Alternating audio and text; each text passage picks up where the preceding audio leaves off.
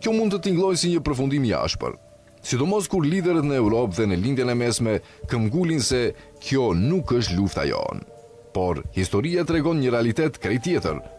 Me pak përjashtime, si Spanja, Omani dhe disa të tjera, fuqitë perëndimore dhe regjimet arabe pro-SBA rrallë janë udhëhequr nga parimet.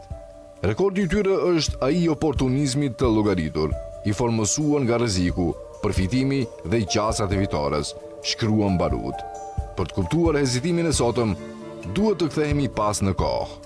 Në vitet 1990-1991, kur Iraku pushtoi Kuvajtin, Washingtoni formoi shpejt një nga koalicionet më të mëdha ushtarake në historinë moderne. Nën flamurin e së drejtës ndërkombëtare dhe me mbështetjen e drejtë për drejtë të Këshillit Sigurimit të OKB-s, SBA paraqiti ndërhyrjen si një mision të kufizuar, çlirimin e Kuvajtit. Ky interpretim ishte thelbësor. Fuqitë europiane, së bashku me shtetet kyçe arabe, ju bashkuan me entuziazëm. Lufta u pasi legjitime, e fitueshme dhe si pjesë e një rendi të ri të udhëhequr nga SBA-ja në lindjen e mesme pas luftës së ftohtë.